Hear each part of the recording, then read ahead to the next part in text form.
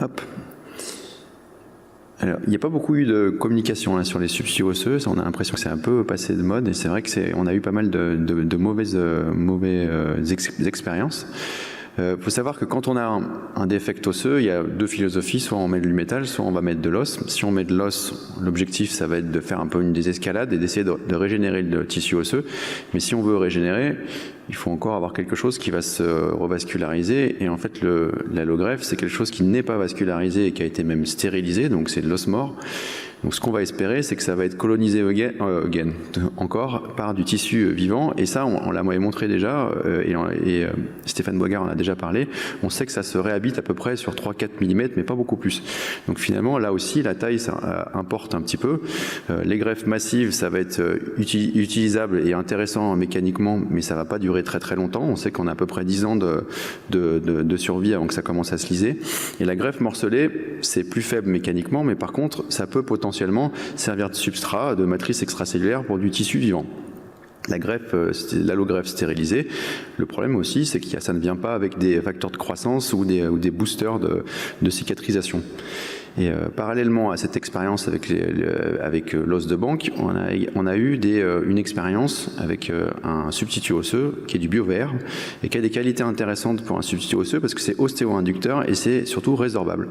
Ça vient comme sous la forme de gros sels, ce qui est plutôt pas mal parce qu'on peut le mélanger avec de la greffe morcelée. Ça nous permet de faire du remblai de différentes tailles, ce qui est plutôt intéressant d'un point de vue génie civil. Et c'est quelque chose qu'on avait déjà essayé dans le cadre de greffe à propos pour des implants, pour des traitements par technique de Masquelet qu'on modifie pour le membre inférieur en utilisant un clou. C'est la technique qu'on a appelée Marianne et qu'on a publiée. Voilà des cas justement de Masquelet avec le substitut osseux, avec le glassbone. Donc il y a de l'os du patient qui est fait avec du RIA, sur lequel on va rajouter du glassbone, et vous voyez en fait sur les images de droite qu'au final la greffe s'intègre, le glassbone est résorbé et est remplacé par de l'os. Donc à la suite de ça, on l'a utilisé sur nos patients et surtout sur nos reprises acétabulaires, puisque c'est le sujet d'aujourd'hui. Et voilà les résultats. Alors on n'a pas encore un recul énorme, parce que le temps d'avoir justement ce nouveau substitut, on a un recul de 3 ans, mais on commence à avoir des réhabilitations qui sont relativement intéressantes. Bien sûr, il faudra qu'on voit ça à long terme. Alors concrètement, comment ça fonctionne? On va baisser le son, parce que le son est pourri. Je vais vous montrer comment ça se passe. Alors, on a utilisé une croix de Kerboul. D'abord, on commence par fraiser pour que l'os saigne. Ensuite, on prépare le U pour pouvoir positionner l'implant. Et ensuite, on va casser cette tête. Alors, vous allez voir, c'est du bon os de la ferme des voisins clermontois. Hein. Merci, patron. Qu'on coupe en petits fragments de 6-8 mm.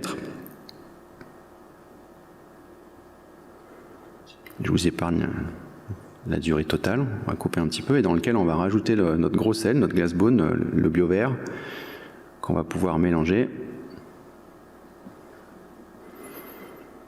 Il faut que ça reste ludique, ce genre d'étape, et dans lequel on va rajouter du produit de fraisage. Alors j'en ai pas beaucoup, c'est un peu plus frustrant que d'habitude, et un peu de sang pour pouvoir ramollir un petit peu le tout, pour que vous puissiez bien arriver à le compacter entre l'armature et le tissu vivant. Voilà à peu près le produit final. Donc ensuite vous allez positionner l'armature. C'était une croix de Kerboul. Chahine Assi a bien montré comment ça se mettait. Donc moi je vous montre le résultat final avec les vis. On nettoie un petit peu, on rajoute la greffe.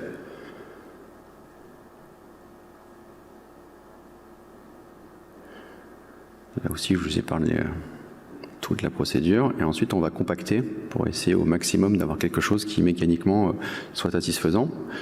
Voilà un petit peu la photo. Alors on va nettoyer un petit peu derrière avant de pouvoir finir définitivement avec une autre partie du BioVR qui est sous forme de pâte et qui va permettre de faire les finitions de façon à ce que vous ayez quelque chose de relativement étanche et d'éviter que vos fragments d'allogreffe ou de glassbone repartent et gêner votre interface. Ensuite vous cimentez une cupule de mobilité bien sûr à l'intérieur comme il se doit. Vous mettez votre tige et vous faites votre réduction finale.